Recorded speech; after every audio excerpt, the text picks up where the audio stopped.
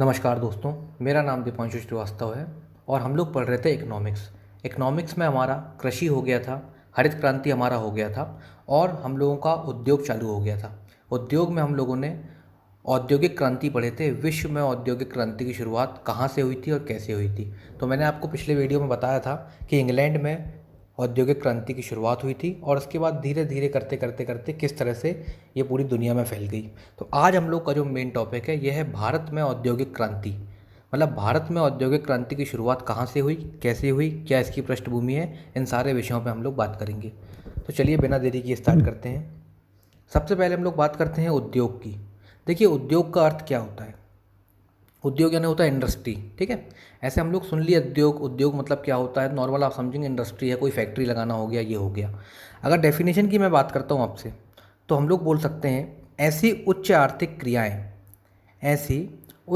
क्रियाएं जिनसे किसी वस्तु एवं सेवा का उत्पादन हो, उसे उद्योग कहते हैं। एकदम सिंपल सी लाइन में, ऐसी उच्च आर्थिक क्रियाएं जिससे किसी वस्तु और सेवा का उत्पादन हो, प्रोडक्शन हो, उसे हम लोग कहते हैं उद्योग, ठीक है। इसको एक और तरीके से हम लोग कैसे कह सकते हैं, जब किसी एक सी वस्तु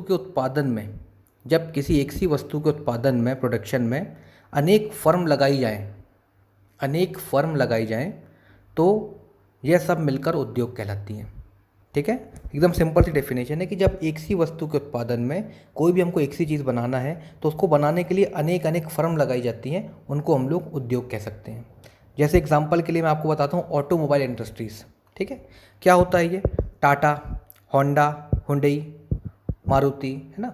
तो इनकी विभिन्न विभिन्न प्रकार की कारें आती हैं, अलग अलग कंपनियों की कार आती हैं। जैसे टाटा की अलग आती है, होंडा की अलग आती है, हुंडई की अलग आती है, मारुति की अलग आती है, वॉक्सवैगन की अलग आती है, ठीक है।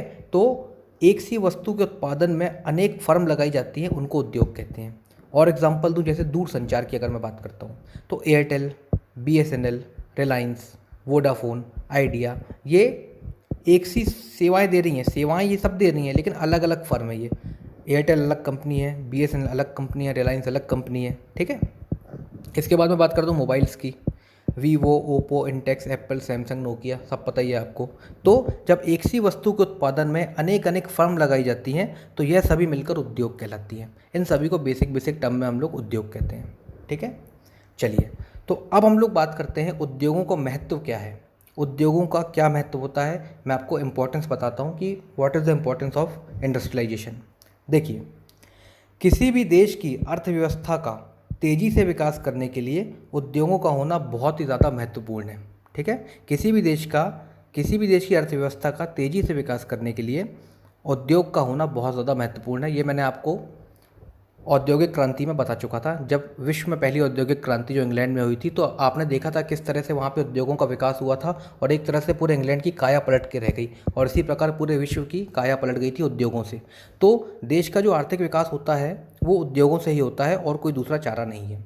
सबसे ज़्यादा देश का अगर तेज़ी से आर्थिक विकास करना है तो आपको आपके देश में उद्योग खोलना पड़ेंगे, उद्योग लगाना पड़ेंगे, ठीक है। और ये बात हमारे भारत को बहुत जल्दी समझ में आ गई थी। जैसे ही हमारा देश आज़ाद हुआ था तो उस समय हमको बहुत ज़्यादा उद्योगों की कमी महसूस होने लगी थी, क्योंकि हमारे देश में उद्योग उतने ज़्यादा बिल्कुल नहीं थे, बहुत ही कम उद्योग थे हमारे यहाँ पे। तो उद्योगों की कमी भारत को पहले से महसूस हो गई, और अगर भारत को सुपर पावर बनना था तो उद्योग उसको लगाना ही था, ठीक है। देखिए, उद्योग लगाने से क्या होता है, मैं आपको एकदम बेसिक से समझाता हूँ। उद्योग लगाने से क्या होता है, देखिए, कोई भी जब उद्योग खुलता है तो सबसे पहले उसमें निवेश किया जाता है। सबसे पहले भाई, कोई भी उद्योग खुलेगा तो उसमें आप निवेश करोगे ना, पहले पैसा लगाओगे, उसमें इन्वेस्टमेंट करोगे, आप निवेश करोगे। मान लो भारत में किसी भी चीज़ को बनाना है तो सबसे पहले आपको निवेश करना पड़ेगा। भारत में कोई भी आपको उद्योग खोलना है तो पहले आपको इन्वेस्टमेंट करनी पड़ती है। निवेश करने के बाद क्या होता है, जब हम निवेश करेंगे तो उसके बाद क्या होगा, उद्योग खुल जाएगा, उसके बाद उत्पादन होगा, ठीक है, प्रोडक्शन होगा। निवेश करने के बाद क्या होगा, प्रोडक्शन होगा। मतलब उस चीज़ का प्रोडक्शन हमारे पास होने लगेगा जिस चीज़ का हम लोग उद्योग खोल रहे हैं। प्रोडक्शन होगा, प्रोडक्शन होने के बाद क्या होगा, बहुत ज़्यादा प्रोडक्शन हो जाएगा तो हम लोग इतना सारा रख के क्या करेंगे, तो हम लोग क्या करेंगे, एक्सपोर्ट करेंगे, निर्यात करेंगे, ठीक है। निवेश किया, निवेश से हम लोग का उत्पादन हुआ, उत्पादन के बाद हम लोग निर्यात करेंगे, एक्सपोर्ट करेंगे। तो ज़्यादा से ज़्यादा चीज़ों को हम लोग क्या करेंगे, विदेशियों को एक्सपोर्ट करेंगे, निर्यात करेंगे। उससे क्या होगा, उससे हमारे पास विदेशी मुद्रा भंडार बढ़ेगा। मान लो अगर कोई भी चीज़, किसी भी चीज़ का प्रोडक्शन हमारे देश में होता है और हम लोग एक्सपोर्ट करते हैं अमेरिका में, जापान में, चाइना में, तो क्या होगा, विदेशी मुद्रा भंडार हमारे पास आएगा। उन लोग हमसे डॉलर में खरीदेंगे, येन में खरीदेंगे, तो हमारे पास विदेशी मुद्रा भंडार आएगा।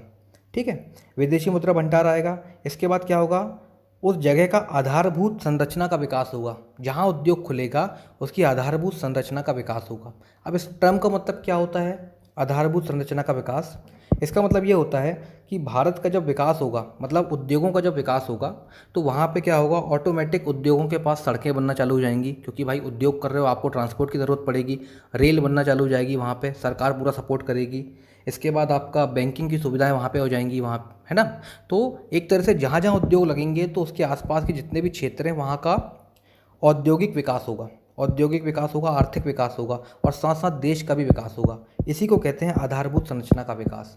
मतलब जहाँ उद्योग लगेगा वहाँ के आसपास के एरिया का अपने आप विकास होना चालू हो जाएगा, रोड बनना चालू हो जाएंगी, रेलवे आ जाएगी, बैंकिंग सुविधा आ जाएंगी, इस तरह से। इसके बाद क्या होगा, हम लोग निवेश से चालू कर रहे थे, निवेश के बाद उत्पादन हुआ, उत्पादन के बाद निर्यात किया हमने, हमारे पास विदेशी मुद्रा भंडार आया। इसके बाद आधारभूत संरचना का भी विकास हुआ साथ साथ। इसके बाद क्या होगा, रोजगार बढ़ेगा। देखिए, कहीं पे भी उद्योग खुलेंगे रोजगार तो मिलेगा ही मिलेगा। ठीक है, ये बात तो जग जाहिर है कि कहीं पे भी अगर कोई उद्योग खुलेगा तो क्या होगा, सबसे ज़्यादा रोजगार वहाँ पे मिलेंगे। उद्योग खुलने में क्या होता है, वर्करों की ज़रूरत पड़ती है, बहुत सारे लोगों की ज़रूरत पड़ती है, तो रोजगार के नए नए अवसरों का सृजन होगा। ठीक है, चलिए, इसके बाद रोजगार तो मिल गया। इसके बाद क्या होगा, रोजगार मिलने से प्रति व्यक्ति आय सुधरेगी, प्रति व्यक्ति आय में इजाफा होगा। अब देखिए, लोगों को रोजगार मिलेगा तो उनकी आय तो बढ़ेगी। अभी वो कुछ नहीं कर रहे थे, उनको फैक्ट्रीज में काम मिल गया, उनका रोजगार मिल गया, रोजगार मिलेगा तो प्रति व्यक्ति आय में बढ़ोतरी होगी, सिंपल सी बात है। इसके बाद क्या होगा, जब प्रति व्यक्ति आय में बढ़ोतरी होगी तो जीवन में सुधार आएगा, उनका जीवन स्तर ऊंचा होगा, है ना, लिविंग स्टैंडर्ड जिसको कहते हैं उसमें इजाफा होगा, जीने का स्तर सुधरेगा, बढ़ेगा। इसके बाद जब जीने का स्तर बढ़ेगा तो गरीबी का स्तर ऑटोमेटिक कम हो जाएगा। जब आपके पास रोजगार है, आपकी प्रति व्यक्ति आय बढ़ रही है, तो आपकी गरीबी धीरे धीरे धीरे धीरे कम होने लगेगी, गरीबी का स्तर कम होने लगेगा। तो देखिए, एक निवेश करने से कितने सारे फायदे हो सकते हैं। इसलिए आज गवर्नमेंट कहती है कि बड़ी बड़ी कंपनियों को निवेश करना चाहिए भारत में, और निवेश के लिए विभिन्न प्रकार के रास्ते खोले जा रहे हैं कि आप लोग, सभी राज्य चाहते हैं कि हमारे यहाँ पे निवेश हो, हमारे यहाँ पे निवेश हो। ठीक है, निवेश करने के बहुत ज़्यादा फायदे हैं, निवेश करने से सब कुछ बदल जाता है। ठीक है, अभी मैंने आपको पूरी सीरीज़ बता दिया कि सबसे पहले उद्योग खोले, निवेश किए, और निवेश करते करते करते करते कहाँ पहुँच गए हम लोग। ठीक है, इसका सबसे बड़ा एग्जाम्पल अगर आपको मिलेगा तो ये मिलेगा गुजरात में। देखिए, गुजरात गवर्नमेंट ने विदेशी कंपनियों को बुलाया, गुजरात गवर्नमेंट ने क्या किया, विदेशी कंपनियों को लुभाया और लुभा के भारत में निवेश करने के लिए बुलाया, गुजरात में निवेश करने के लिए बुलाया, और सारी सुविधाएं प्रदान करी गवर्नमेंट ने कि भैया आप आओ, हमारे यहाँ पे कंपनीज खोलो, हमारे यहाँ के लोगों को रोजगार दो, यहाँ पे चीज़ों का विकास करो, और हम आपको सारी सुविधाएं दे रहे हैं, हम आपको रोड बनवा के दे रहे हैं, हम आपको ट्रांसपोर्ट दे रहे हैं, हम आपको बैंकिंग सुविधा दे रहे हैं। इससे क्या हुआ, गुजरात का तो विकास हुआ ही हुआ, साथ में लोगों को रोजगार मिला, लोगों के प्रति व्यक्ति आय बढ़ी, लोगों का जीवन सुधरा, और गरीबी का स्तर कम हुआ, और आधारभूत संरचना का भी विकास हुआ। मतलब पूरा एक तरह से गुजरात का विकास होने लगा। तो गुजरात सबसे बड़ा एग्जाम्पल मिलेगा आपको कि तरक्की करने का, विकास करने का सबसे बड़ा एग्जाम्पल गुजरात में है। अब एक बात और है यहाँ पे कि जैसे जैसे देश में आर्थिक विकास की प्रक्रिया तेज होती है, जैसे जैसे क्या होता है, उद्योग लग गए, अब उद्योग के बाद क्या हुआ, आर्थिक विकास होने लगा। मैंने आपको पूरी सीरीज़ बताया ना अभी, तो धीरे धीरे देश का विकास होने लगा। तो जैसे जैसे देश में आर्थिक विकास की प्रक्रिया तेज होती है, उसी प्रकार क्या होता है, जैसे जैसे देश तरक्की करता है, ठीक है, तो उसी प्रकार क्या होता है, जो द्वितीयक क्षेत्र होता है उसका योगदान बढ़ने लगता है। मैंने आपको 3 क्षेत्र बताए थे स्टार्टिंग में। पहला क्षेत्र था प्राथमिक क्षेत्र जिसमें कृषि आती थी, दूसरा क्षेत्र था आपका द्वितीयक क्षेत्र जिसमें आपके उद्योग आते थे, और तीसरा क्षेत्र था सेवा क्षेत्र। ठीक है, तो किसी भी देश का अगर विकास देखना है आपको, तो उसका द्वितीयक और तृतीयक क्षेत्र में योगदान ज़्यादा होगा तो वो देश ज़्यादा तरक्की करेगा। तो क्या होने लगा, जैसे जैसे देश में आर्थिक विकास की प्रक्रिया तेज होती जाएगी तो देश की तरक्की में द्वितीयक क्षेत्र का योगदान बढ़ते जाएगा। ये बात आपको ध्यान रखनी है। मतलब जैसे जैसे देश हमारा तरक्की करेगा तो द्वितीयक क्षेत्र का योगदान उसमें बढ़ने लगेगा, द्वितीयक क्षेत्र का और तृतीयक क्षेत्र का योगदान उसमें बढ़ने लगेगा। कुछ एग्जाम्पल बताता हूँ मैं। जैसे 1950 से 51 के बीच में जब हमारे पास बहुत कम उद्योग थे या ज़्यादा उद्योग नहीं थे, उस समय प्राथमिक क्षेत्र का योगदान कितना था, 59% योगदान था प्राथमिक क्षेत्र का। द्वितीय क्षेत्र का योगदान कितना था, 13% था, और तृतीय क्षेत्र का 28% था। यानी प्राथमिक क्षेत्र का कितना ज़्यादा था, कृषि का 59%, क्योंकि उस समय उद्योग नहीं थे। द्वितीयक क्षेत्र का कितना था 13%, और तृतीयक क्षेत्र का कितना था 28%। लेकिन आज वर्तमान में इतने उद्योग लगने के बाद, औद्योगिक नीतियाँ आने के बाद सब कुछ बदल गया है। और 2017 और 18 के आंकड़ों की अगर मैं बात करता हूँ तो प्राथमिक क्षेत्र का योगदान 17-18 में 17%, द्वितीय क्षेत्र का योगदान 31% और तृतीय क्षेत्र का योगदान 53.66%। मतलब देखिए, प्राथमिक क्षेत्र का योगदान तो कम हुआ लेकिन द्वितीयक का बढ़ा और तृतीयक का और ज़्यादा बढ़ा। ठीक है, तो इसको कहते हैं देश की तरक्की होना, देश तरक्की कर रहा है। इससे हमको आंकड़ों से ये बात पता चलती है। चलिए अब हम देखेंगे अविकसित देश, विकासशील देश और विकसित देश में क्या अंतर होता है। देखिए, जो अविकसित देश होते हैं उसमें जीडीपी में प्राथमिक क्षेत्र का योगदान सबसे ज़्यादा होता है, द्वितीय क्षेत्र और तृतीय क्षेत्र का योगदान कम होता है। ऐसे देशों को अविकसित देश कहते हैं, जिसमें जीडीपी का योगदान यानी प्राथमिक क्षेत्र का योगदान सबसे ज़्यादा, द्वितीयक का कम और तृतीयक का और कम। इनको कहते हैं अविकसित देश। ठीक है, इसके बाद बात आती है विकासशील देशों की, तो जिसमें जीडीपी में प्राथमिक क्षेत्र का योगदान कम होता है, द्वितीयक और तृतीयक क्षेत्र का योगदान धीरे धीरे बढ़ रहा होता है। इसको हम लोग कहते हैं विकासशील देश। यानी भारत एक विकासशील देश है, मतलब प्राथमिक क्षेत्र का योगदान तो कम हो रहा है लेकिन द्वितीयक और तृतीयक का धीरे धीरे बढ़ रहा है। ठीक है, इसको कहते हैं विकासशील देश। और तीसरा आता है विकसित देश, जो आपके यूएसए और जर्मनी, चाइना वगैरह हैं। तो जीडीपी में प्राथमिक क्षेत्र का योगदान कम होगा, द्वितीय क्षेत्र का योगदान ज़्यादा होगा और तृतीय क्षेत्र का योगदान और ज़्यादा होगा। इनको कहेंगे विकसित देश। ठीक है, फिर से रिपीट करता हूँ, जीडीपी में प्राथमिक क्षेत्र का योगदान तो कम होगा, द्वितीय क्षेत्र का ज़्यादा होगा और तृतीय क्षेत्र का और ज़्यादा होगा। ऐसे देशों को बोला जाता है विकसित देश, developing countries, developed countries. Okay, चलिए, और इस बार बजट में भी उद्योग, व्यापार और निवेश को बहुत ज़्यादा बढ़ावा मिला है। आर्थिक विकास के क्षेत्र में अगर हम लोग बात करें तो निर्मला सीतारमण जी ने बजट पेश किया था, उसमें 2020-21 के लिए उन्होंने 27,300 करोड़ रुपए आवंटित किए थे। किस चीज़ के लिए? उद्योगों के लिए, व्यापार के लिए और निवेश के लिए। फिर 5 नई स्मार्ट सिटी बनाने का लक्ष्य रखा गया था बजट में।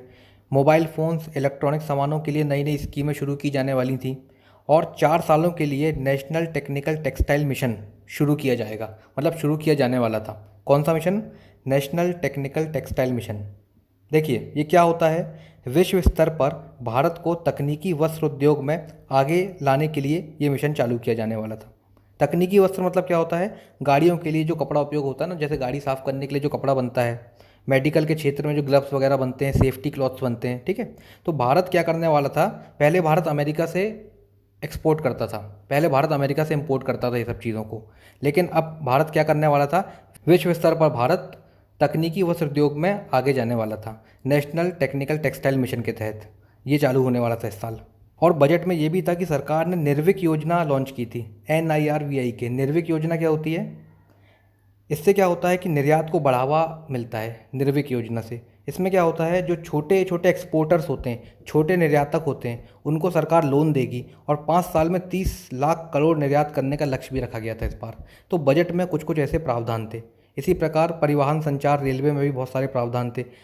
परिवहन सुविधा के लिए 2020-21 में सरकार ने 1.7 लाख करोड़ रुपए आवंटित किए थे। तो ये कुछ बेसिक जानकारी है बजट की जो आप लोगों को होना चाहिए। चलिए अब हम लोग आते हैं अपने मेन पॉइंट पे। अब हम लोग बात करेंगे भारत में औद्योगिक नीति। देखिए, ये तो पता चल ही गया था कि किसी भी देश के आर्थिक विकास के लिए उद्योगों का होना बहुत ज़्यादा ज़रूरी है। हमने इंग्लैंड से देख ही लिया था कि वहाँ पे कैसे आर्थिक विकास हुआ। तो भैया क्या था कि देश आज़ाद हुआ था अपना नया नया, ठीक है। इसके बाद हमको उद्योगों की बहुत ज़्यादा ज़रूरत थी। अब उद्योगों के लिए औद्योगिक नीति भी होना चाहिए कि उद्योग तो खोल लिए, लेकिन किस तरीके से काम करेंगे उद्योग, कैसे काम करेंगे, सरकार का कितना हिस्सा होगा, प्राइवेट का कितना हिस्सा होगा, किस तरह से प्लांट लगाए जाएंगे, क्या होगा, कहाँ पे। तो इसके लिए क्या होता है, एक प्रॉपर सरकार औद्योगिक नीति बनाती है। तो अब तक हमारे भारत में 3 प्रकार की औद्योगिक नीति बन चुकी है, ठीक है। 3 प्रकार की औद्योगिक नीति बन चुकी है। तो औद्योगिकरण को भारत में मजबूती प्रदान करने के लिए भारत में औद्योगिक नीति लाई गई। औद्योगिकरण को भारत में मजबूती प्रदान करने के लिए औद्योगिक नीति लाई गई। सबसे पहले आई थी औद्योगिक नीति, पहली औद्योगिक नीति 6 अप्रैल 1948, 6 अप्रैल 1948 में पहली औद्योगिक नीति आई। दूसरी औद्योगिक नीति आई 30 अप्रैल 1956 को और तीसरी औद्योगिक नीति आई 24 जुलाई 1991 को, ठीक है। तो चलिए इनको विस्तार से जानते हैं और समझते हैं कि औद्योगिक नीति आखिर होती कैसी है और क्या क्या इसमें प्रावधान किए गए थे। देखिए, प्रथम औद्योगिक नीति की अगर मैं बात करूं तो ये आई थी 1948 में, ठीक है। 6 अप्रैल 1948 में स्वतंत्र भारत की ये पहली औद्योगिक नीति थी। इसके बाद किसने लॉन्च किया था इसको? तो इसको लॉन्च किया गया था डॉक्टर श्यामा प्रसाद मुखर्जी द्वारा। मतलब कौन लाया था इस औद्योगिक नीति को? डॉक्टर श्यामा प्रसाद मुखर्जी। ये उस समय उद्योग एवं वाणिज्य मंत्री भी थे भारत के। उद्योग एवं वाणिज्य मंत्री थे डॉक्टर श्यामा प्रसाद मुखर्जी, और इन्होंने क्या किया था कि भारत में प्रथम औद्योगिक नीति को लेके आए थे। इस औद्योगिक नीति का उद्देश्य क्या था? मिश्रित अर्थव्यवस्था की स्थापना। देखिए, हमारा देश नया नया आज़ाद हुआ था, ठीक है। इसके बाद चीन से भी रशिया से हमारे अच्छे संबंध थे, अमेरिका से हमारे अच्छे संबंध थे। अमेरिका जो था वो पूंजीवाद को अपना चुका था, रशिया जो था वो समाजवाद की तरफ बढ़ रहा था। अब क्या हुआ था, अमेरिका हमको फोर्स कर रहा था कि हम लोग पूंजीवाद अपनाएं, रशिया हमको फोर्स कर रहा था हम लोग समाजवाद अपनाएं। तो हमने दोनों की नहीं सुनी, और एक तरह से कहा जाए तो दोनों की सुन ली। हमने समाजवाद को भी ले लिया, हमने पूंजीवाद को भी ले लिया, और हम लोगों ने अपनी अर्थव्यवस्था को बना लिया मिश्रित अर्थव्यवस्था। मतलब जहाँ पे सरकार की भी चले, निजी कंपनियों की भी चले, मिश्रित अर्थव्यवस्था, समाजवाद भी हो, पूंजीवाद भी हो, ठीक है। तो हमने, हमारा उस समय उद्देश्य क्या था औद्योगिक नीति का? कि मिश्रित अर्थव्यवस्था की स्थापना करना। मतलब सार्वजनिक और निजी क्षेत्र मिलकर इसमें काम करेंगे, ये हमारा उद्देश्य था। अब देखिए इस औद्योगिक नीति में क्या क्या किया गया, मैं आपको बताता हूँ। उद्योगों को 4 श्रेणियों में रखा गया। जैसा कि आप लोग देख रहे हैं, उद्योगों को 4 श्रेणियों में रखा गया। प्रथम श्रेणी की अगर मैं बात करता हूँ तो इसमें कौन कौन से उद्योग थे? अस्त्र शस्त्र निर्माण, अस्त्र शस्त्र निर्माण, परमाणु शक्ति उत्पादन और रेल परिवहन, ठीक है। तो प्रथम श्रेणी में अस्त्र शस्त्र निर्माण, परमाणु शक्ति उत्पादन और रेल परिवहन थे, जिस पर सरकार का एकाधिकार था। मतलब सरकार का पूर्ण तरह से नियंत्रण था, सरकार का एकाधिकार था उसमें। दूसरी श्रेणी की अगर मैं बात करूं तो उसमें 6 उद्योगों को रखा गया था। औद्योगिक नीति के अनुसार द्वितीयक श्रेणी में 6 उद्योगों को रखा गया था। कोयला, लोहा एवं इस्पात, हवाई जहाज़, जहाज़ निर्माण, टेलीफोन, वायरलेस निर्माण, खनिज तेल उद्योग, ठीक है। कौन कौन से? कोयला, लोहा एवं इस्पात, हवाई जहाज़, जहाज़ निर्माण, टेलीफोन, वायरलेस निर्माण, खनिज तेल उद्योग, इन सबको रखा गया था द्वितीयक श्रेणी में। और निजी व्यक्ति जो थे, निजी कंपनियां, इन सबको निजी कंपनियों द्वारा चलाया जाएगा। 10 वर्षों बाद इसका राष्ट्रीयकरण कर देगी सरकार। मतलब आप क्या करो, इसको 10 सालों तक चलाओ, प्राइवेट कंपनी इसको 10 साल तक चलाएंगी, और फिर एक मूल्यांकन किया जाएगा, और मूल्यांकन के आधार पर सरकार इनका राष्ट्रीयकरण कर देगी। यह था प्रथम औद्योगिक नीति में, ठीक है। इसके बाद तृतीयक श्रेणी की अगर हम बात करते हैं तो इसमें 18 उद्योगों को रखा गया था। सीमेंट उद्योग, ऑटोमोबाइल्स, चीनी, नमक, कागज़, सूती वस्त्र इत्यादि, इस प्रकार के 18 उद्योगों को इसमें रखा गया था। इसमें क्या था कि निजी कंपनियां बनाएंगी पर सरकार नियंत्रण करेगी इसमें। इसको बनाएंगी तो निजी कंपनियां, लेकिन सरकार का इसमें नियंत्रण रहेगा। और चौथी श्रेणी जो थी, जो भी उद्योग इसमें बच गए वो चौथी श्रेणी में आते थे। चौथी श्रेणी में क्या था कि पूरा पूरा निजी कंपनियों का अधिकार था, सरकार का सामान्य नियंत्रण था। मतलब कुछ कुछ चीज़ों में सरकार का नियंत्रण था, बाकी पूरा नियंत्रण किसका था? निजी कंपनियों का। तो ये बात आपको ध्यान रखनी है। ये था हमारी प्रथम औद्योगिक नीति में। एक बार फिर से बता देता हूँ आपको, इसमें क्या हुआ था। इसमें ये उद्देश्य था कि हमारे भारत में मिश्रित अर्थव्यवस्था होनी चाहिए। इसके बाद उद्योगों को 4 श्रेणियों में बांटा गया।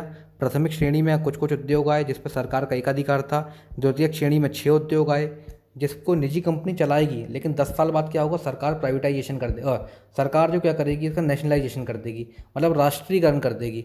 राष्ट्रीयकरण का अर्थ होता है सरकार अपने अधीन में ले लेगी, इनको अपने अंडर में ले लेगी।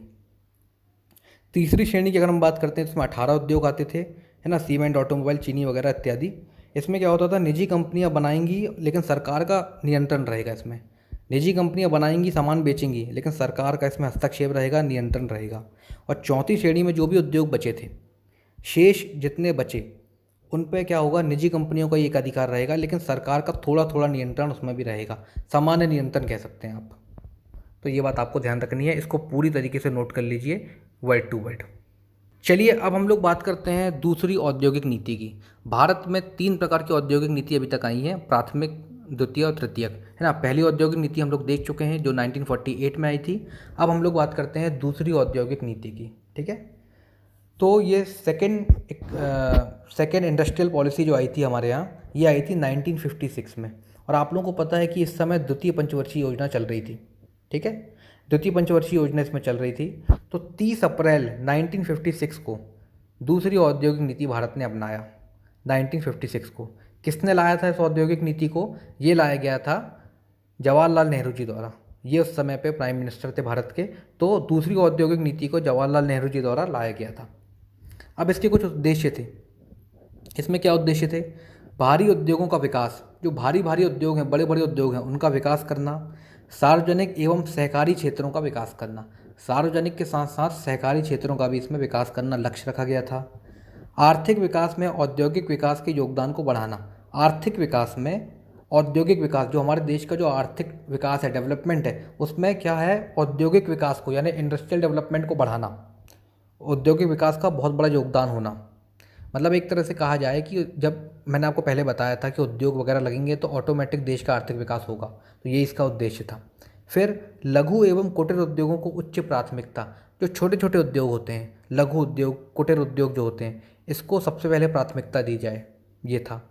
इसके बाद निजी एकाधिकार की स्थापना को नियंत्रण करना। मतलब प्राइवेट कंपनी उस समय थी तो वो एकाधिकार ना जमा लें अपना, इसलिए उसको नियंत्रण करना, ये भी इसका उद्देश्य था कि निजी एकाधिकार की स्थापना को नियंत्रित करना। तो ये उद्देश्य थे इसके द्वितीयक औद्योगिक नीति के। ये मेंस में आता है और आपको समझना है, पढ़ना है और अपने हिसाब से इसको लिखना है। चलिए अब हम बात करते हैं उद्योगों को। इसमें 3 श्रेणियों में रखा गया। पुरानी नीति में बदलाव करके इसको 3 श्रेणियों में रखा गया। प्राथमिक श्रेणी में क्या हुआ? 17 उद्योगों को शामिल किया गया। प्राथमिक श्रेणी में 17 उद्योगों को शामिल किया गया, जिसमें हथियार, गोला बारूद, परमाणु शक्ति, लोहा, इस्पात एवं भारी मशीनें इत्यादि, इन सबको रखा गया प्राथमिक श्रेणी में। इस पर सरकार का एक अधिकार हो गया। मतलब पिछली बार देखो कितना कम था, इस बार सरकार ने बहुत सारे 17 उद्योगों का एक अधिकार ले लिया। 17 उद्योगों को कौन बनाएगी? अब कौन लगाएगा प्लांट इनका? कौन उद्योग खोलेगा? सरकार खोलेगी। सरकार का एक तरह से इसमें एक अधिकार हो गया। मतलब जितने भी 17 उद्योग हैं इनको सरकार द्वारा चलाया जाएगा, सामान बनाया जाएगा, सब कुछ किया जाएगा। द्वितीय श्रेणी की अगर हम बात करते हैं, इसमें 12 उद्योग आते हैं। इसमें क्या होगा? एल्यूमिनियम, उर्वरक, एंटीबायोटिक्स, है ना, अनिवार्य दवाइयाँ जो होती हैं, सड़क व समुद्री परिवहन मशीनें वगैरह। इसको निजी क्षेत्र पर धीरे धीरे सरकार का नियंत्रण बढ़ता जाएगा।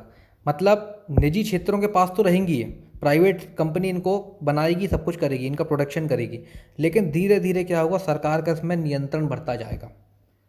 मतलब एक तरह से सरकार का पूरा एकाधिकार हो रहा था। 17 उद्योगों में भी सरकार का एक अधिकार था, यानी सरकार ही कंपनी लगाएगी, सरकार ही प्लांट खोलेगी, सरकार ही सारे उद्योग खोलेगी। दूसरा क्या था आपका कि 12 उद्योग निजी कंपनियां चलाएंगी, लेकिन धीरे धीरे क्या होगा? सरकार का इसमें नियंत्रण बढ़ता जाएगा। और तृतीय श्रेणी की अगर मैं बात करता हूँ तो जितने भी इनको छोड़ के जितने भी उद्योग बच गए, शेष बचे हुए उद्योग, वो तृतीय श्रेणी में आते हैं। ठीक है, इसमें क्या होगा कि निजी क्षेत्र की सूझबूझ तथा साहस पर निर्भर। मतलब जितने भी शेष उद्योग बचे हैं, अब ये निजी क्षेत्रों को सौंप दिया जाएगा कि भाई आपकी सूझबूझ और समझदारी से और आपकी हिम्मत से आप लोग इसको कितना आगे बढ़ा सकते हैं, कितना नहीं कर सकते, ये आपके ऊपर है। निजी क्षेत्रों पर सौंप दिया जाएगा उनको। तो ये आपका द्वितीयक औद्योगिक नीति के अंतर्गत चीज़ें आती हैं। ठीक है, second industrial policy 1956 Jawaharlal Nehru ji ने लेके आई थी। इसमें एक तरह से देखिए क्या हो रहा था कि सरकार धीरे धीरे कंपनियां जो थी, जितनी भी कंपनियां थी और जितने भी कंपनियां थी और जितने भी उद्योग थे, इनको अपने अंडर में कर रही थी और सरकार का एक अधिकार हो गया था उसमें कि बहुत सारे उद्योगों को सरकार खुद चलाने लगी थी। अब निजी कंपनियों के हाथों में बहुत कम सौंप दिया था इन्होंने और सारा एक अधिकार सरकार ने अपना जमा लिया था। चलिए, तीसरी औद्योगिक नीति बताने से पहले मैं आपको इसके कुछ इतिहास के बारे में बताता हूँ कि क्यों हमको तीसरी औद्योगिक नीति अपनानी पड़ी 1991 में। देखिए क्या हुआ था, 1991 का दौर था। इस समय जो था भारत बहुत ज़्यादा आर्थिक संकटों से जूझा हुआ था। देश की आर्थिक हालत बिगड़ी हुई थी और कर्जदारों को लौटाने के लिए डॉलर कम पड़ रहे थे। अगर जल्दी कुछ नहीं किया जाता तो भारत की गिनती उन देशों में होती जो कर्ज लेकर लौटाने में सक्षम नहीं होते। उस समय भी तेल जो था वो आयात पर निर्भर था, यानी तेल जो था, ऑयल जो था, हम लोग एक्सपोर्ट करते थे कहाँ से? गल्फ़ कंट्रीज़ से। भारत के लिए सबसे मुश्किल का दौर था। ठीक है, उस समय आरबीआई गवर्नर ने मनमोहन सिंह, जो कि उस समय वित्तीय सलाहकार थे, उनसे सोना गिरवी रखने तक की बात कह डाली थी, क्योंकि देश में इतने ज़्यादा आर्थिक संकट चल रहे थे। ये हालत कैसे हुई देश की? देखिए कुछ कारण है, कुछ पॉइंट्स हैं। इतनी बुरी हालत देश की कैसे हुई? देखिए, भारत में विदेशी निवेश ना के बराबर था। मतलब विदेशी निवेश जो था ना के बराबर था एकदम। उद्योगों में सरकार का पूर्ण रूप से एकाधिकार था। मतलब अधिकतम से अधिकतम उद्योग जो थे वो सरकार के अधीन आते थे, सरकार का उसमें एक अधिकार होता था। किसी भी उद्योग को लगाने के लिए निजी कंपनियों को लाइसेंस लेना पड़ता था, यानी लाइसेंस परमिट का राज चलता था उस समय, जो उस समय बहुत ज़्यादा कठिन था। ठीक है, साथ ही साथ फैक्ट्री में कितना माल तैयार होगा, कैसा माल तैयार होगा, कितने दाम पे तैयार होगा, ये सब चीज़ें भी सरकार डिसाइड करती थी। सरकार का एक तरह से एकाधिकार था और धीरे धीरे सारी बड़ी बड़ी जितनी भी कंपनियां थी सरकार के अधीन हो गई थी। सरकार ही उनको चलाती थी, सरकार ही उनकी सारी समीक्षा करती, सारी चीज़ें करती थी। और देखिए उस समय एक बहुत बड़ी घटना घटी थी। उस समय सबसे बड़ी घटना ये घटी थी जिसने भारत की अर्थव्यवस्था की कमर तोड़ के रख दी। वो घटना ये थी कि उस समय दुनिया में एक बहुत बड़ी घटना ये घटी कि सद्दाम हुसैन के इराक ने कुवैत नाम का एक देश है उस पर कब्ज़ा कर लिया था। सद्दाम हुसैन के इराक ने कुवैत नाम के देश में कब्ज़ा कर लिया था। ठीक है, अमेरिका इराक पे हमले की तैयारी कर रहा था उस समय। अमेरिका जो था इराक में हमले की तैयारी के लिए तैयार हो रहा था, हमला करने की तैयारी कर रहा था। भारत के लिए मुश्किल बढ़ गई क्योंकि हम जो है तेल आयात पे निर्भर करते हैं, मतलब इम्पोर्ट पे निर्भर करते हैं। अब हम लोग तेल कहाँ से लेते हैं? गल्फ़ कंट्रीज से लेते हैं, है ना। इराक हो गया, इधर उधर से आपका गल्फ़ कंट्रीज से हम लोग तेल लेते हैं। तो अब वहाँ पे होने वाला था, गल्फ़ वॉर होने वाला था, एक तरह से वहाँ पे युद्ध होने वाला था और अमेरिका इराक में हमला करने के लिए तैयार हो गया था। तो भारत के लिए बहुत बड़ी मुश्किल बढ़ गई और तेलों के दाम अचानक बहुत ज़्यादा बढ़ गए थे उस समय। पहले पहले क्या था, भारत को महीने में 500 करोड़ रुपए का खर्च आता था तेल खरीदने में। लेकिन जब से गल्फ़ वॉर चालू हुआ तो लगभग 1200 करोड़ रुपए का खर्चा आने लगा उसको महीने में तेल खरीदने के लिए। तो इससे भारत की अर्थव्यवस्था की कमर टूट गई थी गल्फ़ वॉर के चलते। और मैंने आपको जितने कारण बताया, इन सब वजह से हमको औद्योगिक नीति अपनाने की बहुत ज़्यादा ज़रूरत पड़ गई थी कि तीसरी औद्योगिक नीति हमको लाने बहुत ज़्यादा हमारे लिए ज़रूरी हो गया था। क्या क्या चीज़ें बताया मैंने आपको? विदेशी निवेश नहीं था भारत में, उद्योगों में सरकार का एकाधिकार था, किसी भी उद्योग को लगाने के लिए निजी कंपनियों को लाइसेंस लेना पड़ता था, बहुत सारे ऑफिस से जाके लाइसेंस लेना पड़ता था जो कि उस समय लेना बहुत ज़्यादा मुश्किल था। इसके बाद गल्फ़ वॉर हो गया था। ठीक है, अमेरिका तैयारी कर रहा था इराक में हमला करने के लिए, तो तेलों के दाम बहुत ज़्यादा बढ़ गए थे। ये सब सारी घटनाएं हो गई थी एक साथ। इस वजह से क्या हुआ था, हमको तीसरी औद्योगिक नीति अपनाना था, हमारी अर्थव्यवस्था संकट में जा रही थी। उस समय क्या हुआ, सरकार बदली और पीवी नरसिम्हा राव जो है वो पीएम बने, प्रधानमंत्री बने।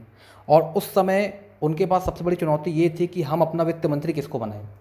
सबसे पहले उन्होंने क्या किया, आईजी पटेल जो आरबीआई के पूर्व गवर्नर थे उनको अप्रोच किया कि आप क्या वित्त मंत्री बनना चाहते हैं। तो उन्होंने उनकी बात नहीं मानी। इसके बाद उन्होंने मनमोहन सिंह जी को चुना और मनमोहन सिंह जी को बताया गया कि आप अगले वित्त मंत्री हैं। और इसके बाद मनमोहन सिंह जी ने जाके वित्त मंत्री की शपथ ली। इसके बाद शपथ लेने के 1 महीने बाद उन्होंने बजट पेश किया और बजट पेश करने के बाद यहाँ से शुरुआत होती है आपकी तीसरी औद्योगिक क्रांति की। यहाँ से सारी चीज़ें बदल के रख गई। सबसे बड़ा सुधार कहा जाता है इसको, सबसे बड़ा सुधार कहा जाता है तीसरी औद्योगिक नीति को, जो 1991 में आई थी। किसके द्वारा आई थी? ये पीवी नरसिम्हा राव जी के द्वारा आई थी और मनमोहन सिंह जी का बहुत बड़ा योगदान था इसमें, तीसरी औद्योगिक नीति में। तो अब हम लोग विस्तार से पढ़ेंगे कि क्या हुआ था आखिर तीसरी औद्योगिक नीति में, क्या क्या परिवर्तन किए गए थे जिससे हमारी अर्थव्यवस्था बहुत ज़्यादा ऊंची हो गई। देखिए, तीसरी औद्योगिक नीति जिसको न्यू इंडस्ट्रियल पॉलिसीज़, नई औद्योगिक नीति भी कहा जाता है। ठीक है, यहाँ पे सारी चीज़ें बदल गई। 24 जुलाई 1991, 24 जुलाई 1991 में तीसरी औद्योगिक नीति आई, थर्ड इंडस्ट्रियल पॉलिसी आई। किसने लाया? पीवी नरसिम्हा राव ने लाए और इसमें बहुत बड़ा योगदान था डॉक्टर मनमोहन सिंह जी का। ठीक है, इसमें क्या हुआ, एलपीजी कंसेप्ट आया। एलपीजी, एल यानी होता है लिबरलाइजेशन, पी यानी प्राइवेटाइजेशन, जी यानी ग्लोबलाइजेशन। मतलब उदारीकरण, निजीकरण और वैश्वीकरण, ये 3 कंसेप्ट आए इसमें, उदारीकरण, निजीकरण और वैश्वीकरण। ठीक है, क्या होते हैं विस्तार से जानेंगे। इस नीति को नई आर्थिक नीति कहा गया। ठीक है, अब देखिए इसमें क्या हुआ मैं आपको बताता हूँ, क्या क्या हुआ इसमें आपको विस्तार से बताता हूँ। औद्योगिक लाइसेंस, जो औद्योगिक लाइसेंस निजी कंपनियों को लेना पड़ता था, उसमें बहुत बड़े परिवर्तन किए गए। पहले क्या होता था, किसी भी निजी कंपनियों को या विदेशी लोगों को भारत में कोई भी उद्योग खोलना पड़ता था तो 12-12 ऑफिस जाना पड़ता था, 12-15 ऑफिस में जाके परमिशन लेना पड़ता था, लाइसेंस लेना पड़ता था। बहुत ज़्यादा कठिन था, पेचीदा था, एक तरह से कॉम्प्लिकेटेड था कि कोई विदेशी कंपनी मान लो आई भारत में और भारत में उसको कोई उद्योग डालना है तो उसको 1 ऑफिस से नहीं, 2 ऑफिस से नहीं, 3 ऑफिस से नहीं, 12-12, 15-15 ऑफिसों में जाके लाइसेंस लेना पड़ता था, परमिशन लेनी पड़ती थी, बहुत सारे कागजी कार्रवाई करनी पड़ती थी, जिस वजह से वो भारत में उद्योग नहीं खोल पा रहे थे। तो सबसे पहले उदारीकरण आया। उदारीकरण में क्या हुआ कि जितना भी ये लाइसेंस परमिट वाली व्यवस्था थी इसको ख़त्म कर दिया गया और एक खुला व्यापार दिया गया कि आप आइए भारत में निवेश कीजिए और खुला व्यापार करिए, आपको लाइसेंस वाइसेंस लेने की उतना ज़्यादा ज़रूरत नहीं है, कुछ चीज़ों को छोड़ के आपको लाइसेंस लेने की ज़रूरत नहीं है, बाकी आप आइए खुला व्यापार करिए। तो उदारीकरण की नीति अपनाई गई, ठीक है, उदारीकरण की नीति अपनाई गई। अब मैं उदारीकरण क्या होता है आपको विस्तार से बताता हूँ, पहले इसकी डेफिनेशन बताता हूँ, फिर बताता हूँ कि ये होता क्या है। देखिए, उदारीकरण का मतलब क्या होता है, सरकार के नियमों के ढलान को संदर्भित करता है। क्या उदारीकरण सरकार के नियमों में ढलान को संदर्भित करता है। मतलब उदारीकरण का अर्थ ये है कि ऐसे नियंत्रण में ढील देना जिसमें आर्थिक विकास को बढ़ावा मिले, ऐसे नियंत्रणों में ढील देना जिसमें आर्थिक विकास को बढ़ावा मिले, ठीक है। मतलब कहने का मतलब ये है कि कोई भी विदेशी कंपनी या कोई भी निजी कंपनियां अपने भारत में आके निवेश कर सकती थी और आराम से निवेश कर सकती थी, लाइसेंस लेने की अब उनको ज़रूरत नहीं थी, लाइसेंस परमिट हटा दिया गया था। तो कोई भी आके, उदार हो गई थी सरकार, एक तरह से उदारीकरण हो गया था, तो कोई भी आके हमारे देश में आके व्यापार कर सकता था, ठीक है। और वर्तमान में सिर्फ 5 उद्योगों को छोड़कर बाकी किसी में भी लाइसेंस लेने की ज़रूरत नहीं है। सिर्फ 5 उद्योगों को छोड़कर। कौन कौन से उद्योग हैं इसको नोट कर लीजिए। सबसे पहले अल्कोहल युक्त यानी पेय पदार्थ जो हैं आपके, अल्कोहल हो गया, शराब हो गया, इसके लिए आपको लाइसेंस लेना पड़ेगा। तम्बाकू, सिगरेट, सिगार, इसके लिए आपको लाइसेंस लेना पड़ेगा। इलेक्ट्रॉनिक, एरोस्पेस तथा रक्षा संबंधित सामान, इसके लिए आपको लाइसेंस लेना पड़ेगा। विस्फोटक पदार्थ जितने भी हैं इसके लिए आपको लाइसेंस लेना पड़ेगा। और जोखिम वाले रसायन, इसके लिए आपको लाइसेंस लेना पड़ेगा। इन 5 उद्योगों के लिए आपको लाइसेंस लेना अनिवार्य है, बाकी किसी भी चीज़ के लिए लाइसेंस लेना अनिवार्य नहीं है। तो सरकार एक तरह से उदार हो गई और विदेशी कंपनियों का निवेश इसमें बढ़ गया और लाइसेंस परमिट धीरे धीरे समाप्त हो गया। चलिए अब हम लोग बात करते हैं निजीकरण की। निजीकरण यानी प्राइवेटाइजेशन। देखिए इसमें क्या हुआ, सार्वजनिक क्षेत्र यानी राज्य या राज्य सरकार के जो क्षेत्र हैं, ठीक है, सार्वजनिक क्षेत्रों को निजी क्षेत्रों में स्थानांतरित कर दिया गया यानी ट्रांसफ़र कर दिया गया। इसका मतलब क्या होता है कि जितने भी उद्योग जो सरकार के अधीन में थे, सरकार का जिन पे एकाधिकार था, ठीक है, उनको अब प्राइवेट वालों को दे दिया गया, प्राइवेटाइजेशन कर दिया गया उनका। मतलब उन उद्योगों को प्राइवेट वालों को दे दिया गया कि आप अब अपने तरीके से यहाँ पे उद्योग करिए, अब सरकार का इसमें एकाधिकार नहीं रहेगा, आप अपने तरीके से इसमें उद्योग करिए, ठीक है। तो ये बहुत बड़ी चीज़ थी। क्या था, 1991 से पहले लगभग 80% उद्योग जो थे सरकार चला रही थी, सरकार अपने तरीके से उद्योगों को चला रही थी और सरकार का एकाधिकार था। लेकिन जब से ये निजीकरण जब से आया, प्राइवेटाइजेशन, तो इसमें क्या हुआ कि प्राइवेट कंपनियों को एक तरह से अधिकार मिल गया और जो सरकारी क्षेत्र के उद्योग थे, ठीक है, वो प्राइवेट में ट्रांसफ़र हो गए, स्थानांतरित हो गए। तो ये एक बहुत बड़ा बदलाव किया डॉक्टर मनमोहन सिंह ने और उस समय की गवर्नमेंट ने। इसके बाद क्या हुआ, तीसरा कंसेप्ट आया, मैंने आपको बताया था एलपीजी। तो एल यानी लिबरलाइजेशन यानी उदारीकरण, पी यानी प्राइवेटाइजेशन यानी निजीकरण, और तीसरा कंसेप्ट जो आया था वो था ग्लोबलाइजेशन यानी वैश्वीकरण। तो उदारीकरण में मैंने आपको बताया कि विदेशी कंपनियों ने भारत में निवेश किया, ठीक है। 1951 से पहले भारत में निवेश करने के लिए 12-15 चरणों से गुजरना पड़ता था, लेकिन एकल खिड़की योजना, सिंगल विंडो सिस्टम को ला दिया गया, जिससे सारी समस्या हल हो गई और अब आराम से विदेशी निवेश भारत में बढ़ गया और लाइसेंस परमिट धीरे धीरे समाप्त हो गया। निजीकरण मैंने आपको बताया, सरकारी कंपनियों को निजी हाथों में, प्राइवेट में बेचना शुरू कर दिया सरकार ने, ठीक है, शेयर बेचना चालू कर दिया था वहाँ पे। और अब हम बात करते हैं वैश्वीकरण की। वैश्वीकरण मतलब भारत विश्व की अर्थव्यवस्था से जुड़ गया। एक तरह से भारत जो था विश्व की अर्थव्यवस्था से जुड़ गया, विश्व में जो व्यापार होता है उसमें खुले मैदान में उतर गया और अब भारत एक तरह से विश्व की अर्थव्यवस्था से जुड़ना, इसको कहते हैं आपका वैश्वीकरण, ठीक है, जिसके द्वारा पूरे विश्व के लोग मिलकर एक समाज बनाते हैं। ये बात आपको ध्यान रखनी है वैश्वीकरण के अंतर्गत। तो ये 3 कंसेप्ट एलपीजी सबसे ज़्यादा इंपॉर्टेंट है और सबसे बड़ी औद्योगिक नीति जो थी आपकी तीसरी औद्योगिक नीति थी, इसमें बहुत बड़े बड़े परिवर्तन किए गए, जैसे निजीकरण, उदारीकरण, वैश्वीकरण। ये तीनों पॉइंट आपको बहुत अच्छे से ध्यान रखने हैं। इन तीनों की ही वजह से आज इतना ज़्यादा भारतीय अर्थव्यवस्था ऊंची हो गई है, भारतीय अर्थव्यवस्था जो है वो इतनी ज़्यादा ऊपर आ गई है इन तीनों कारणों की वजह से। जब भारत में विदेशी निवेश बढ़ने लगा, जब ये सब चीज़ों में ढील दी गई, उदारीकरण किया गया, तो बड़ी बड़ी कंपनियां भारत में आई, उन्होंने निवेश किया। और मैंने आपको पहले बताया था स्टार्टिंग में जब हम पढ़ रहे थे, चालू किया था हमने, कि निवेश से कितने बड़े फ़ायदे होते हैं। निवेश से क्या क्या होता है मैंने आपको सारी चीज़ें बताई थी। निवेश से क्या होता है, देश की आर्थिक व्यवस्था सुधरती है, देश की आर्थिक स्थिति सुधरती है, देश के आर्थिक हालात सुधरते हैं और साथ ही साथ जो व्यक्ति उस देश में रहता है उनके आर्थिक हालात सुधरते हैं और देश का विकास होता है। तो विदेशी निवेश बहुत ज़्यादा ज़रूरी है किसी भी देश की तरक्की के लिए, उद्योग बहुत ज़्यादा ज़रूरी है किसी भी देश की तरक्की के लिए।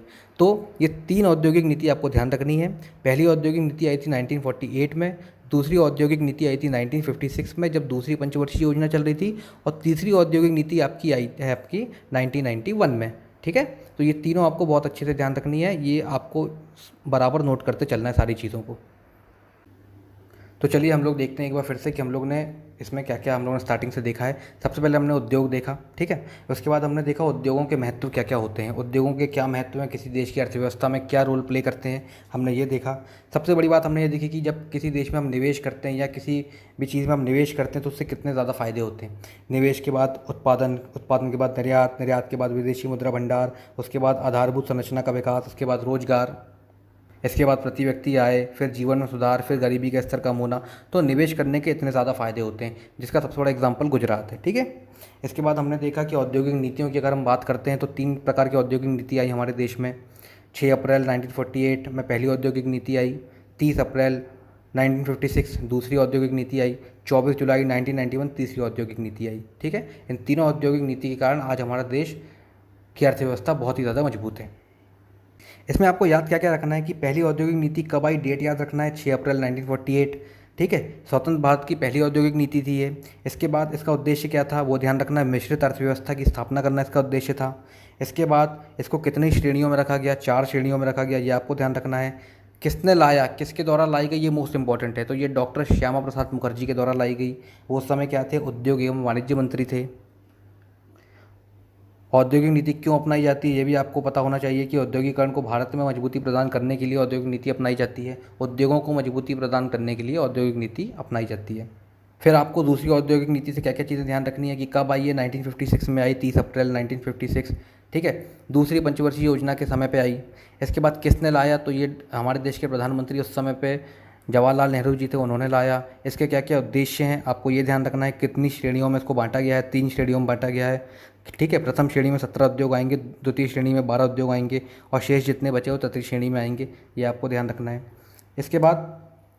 इसके बाद हमारा देश बहुत ज़्यादा आर्थिक संकटों से जूझ रहा था और हमको बहुत ज़्यादा ज़रूरत थी तीसरी औद्योगिक नीति लाने की, बहुत ही बड़ा बदलाव करने की हमको ज़रूरत पड़ रही थी। तो मैंने आपको पूरे कारण बता दिया क्यों हमको बदलाव करना पड़ा, क्या क्या उसमें आर्थिक स्थिति ख़राब हो गई थी भारत की, गल्फ वॉर हो गया था, सारी चीज़ें मैंने आपको इसमें बता दिया हूँ। मेंस में लिखने के लिए बहुत अच्छे आपको पॉइंट्स मिल जाएंगे। तो फिर हम लोग को इसमें क्या ध्यान रखना है कि तीसरी औद्योगिक नीति कब आई, इसको न्यू इंडस्ट्रियल पॉलिसी कहते हैं। ये आई 24 जुलाई 1991 में। किसके द्वारा लाई गई, पीवी नरसिम्हा राव जो उस समय प्रधानमंत्री थे। ठीक है, इसके बाद 3 कंसेप्ट आए इसमें, LPG, एल यानी लिबरलाइजेशन, प्राइवेटाइजेशन, ग्लोबलाइजेशन, मतलब उदारीकरण, निजीकरण, वैश्वीकरण। ठीक है, इसको नई आर्थिक नीति भी कहा गया। उदारीकरण क्या है, निजीकरण क्या है, वैश्वीकरण क्या है, तीनों पे हमने विस्तार से चर्चा करी है। तो औद्योगिक नीति यहाँ पे हमारा समाप्त होता है और उद्योग का चैप्टर यहाँ पे हमारा समाप्त होता है। ठीक है, देखिए हम लोगों ने इकोनॉमिक्स में बहुत सारे टॉपिक को कवर कर चुके थे। मतलब जब हमारी ऑफलाइन क्लासेस चल रही थी तो ऑफलाइन क्लासेस में लगभग हमने बहुत सारे टॉपिक कवर कर लिए थे। हमने लगभग 12 टॉपिक कवर कर चुके थे। जैसे सबसे पहले हम लोगों ने अर्थव्यवस्था पढ़े थे, सामान्य परिचय क्या होता है अर्थव्यवस्था का। इसके बाद हम लोगों ने देखे थे राष्ट्रीय आय, GDP, NDP, GNP, NNP वगैरह सारी चीज़ें इसमें आ गई थी। फिर हम लोगों ने भारत में आर्थिक नियोजन, इसमें आपका योजना आयोग से लेकर सारी चीज़ें, राष्ट्रीय विकास परिषद, सारी चीज़ों को विस्तार से पढ़ा था। इसके बाद हम लोगों ने पंचवर्षीय योजनाओं को भी बहुत ही विस्तार से जाना था। फिर उसी के अंतर्गत नीति आयोग को पढ़ा था। और मुद्रा में आपका मुद्रास्फीति, अपस्फीति, विमुद्रीकरण, सारी चीज़ों को हम लोगों ने विस्तार से पढ़ा था। फिर हम लोगों ने बैंकिंग सिस्टम की तरफ ध्यान दिया था, बैंकिंग सिस्टम को विस्तार से पढ़ा था और साथ ही साथ RBI को भी हमने विस्तार से जाना था। फिर मौद्रिक नीति, RBI के अंतर्गत जो मौद्रिक नीति आती है उसको विस्तार से पढ़ा था। फिर शेयर मार्केट पढ़ा था हमने, बजट और साथ ही साथ टैक्सेस इन इंडिया, इसको भी हमने डिटेल में जाना था। फिर GST वगैरह को, GST को भी हमने बहुत ज़्यादा विस्तार से पढ़ा है, इसको 3 से 4 दिन में हम लोगों ने ख़त्म किया था। इसके बाद कृषि, हरित क्रांति, विश्व में औद्योगिक क्रांति और भारत में उद्योग एवं औद्योगिक क्रांति। तो यूट्यूब में आपको जो वीडियो मिलेंगे वो कृषि से मिलेंगे। बीच में RBI के 1-2 वीडियो डले हैं, लेकिन आपको कृषि, हरित क्रांति, विश्व में औद्योगिक क्रांति और भारत में उद्योग एवं औद्योगिक क्रांति ये आपको मिल जाएगा।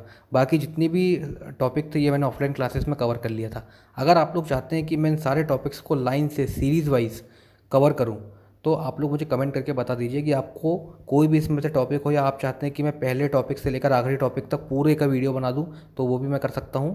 कि अर्थशास्त्र जो हम लोग चालू करते हैं तो राष्ट्रीय आय, फिर भारत में आर्थिक नियोजन, फिर पंचवर्षीय योजनाएं, नीति आयोग, मुद्रा, बैंकिंग, मौद्रिक नीति, share market, budget, taxes in India, GST, सारे लाइन से मैं वीडियो अगर आप लोग चाहते हैं बनाना है तो मैं इसको बना सकता हूँ सरल से सरल भाषा में, ठीक है।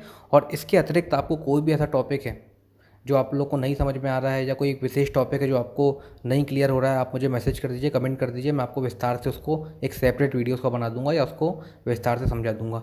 या इकनॉमी छोड़ के कोई भी अदर सब्जेक्ट है जैसे ज्योग्राफी, हिस्ट्री वगैरह हो गया, उसमें अगर कोई डाउट है आपको या कोई ऐसा टॉपिक है जो क्लियर नहीं हो रहा है तो उसके में भी आप कमेंट में हम लोग को बता सकते हैं, ठीक है। तो लगभग लगभग हमारा इकोनॉमिक्स का जो पोर्शन है ये 80-90% लगभग लगभग कवर हो गया है। जैसे इकोनॉमिक्स ख़त्म होती है 1-2 दिन में, तो हम लोग फिर चालू करेंगे वर्ल्ड ज्योग्राफी, और वर्ल्ड ज्योग्राफी के बाद हम लोग चालू करेंगे इंडियन ज्योग्राफी। तो इकोनॉमिक्स ख़त्म करने के बाद वर्ल्ड ज्योग्राफी, और वर्ल्ड ज्योग्राफी के बाद इंडियन ज्योग्राफी हम लोग चालू करने वाले हैं। और अगर आप लोग चाहते हैं कि इकोनॉमिक्स की पूरी सीरीज़ चल जाए तो उसके लिए भी आप लोग को कमेंट करके बता दीजिएगा, तो उसकी भी हम लोग सीरीज़ बना के डाल देंगे। चलिए, बाकी all the best, thank you.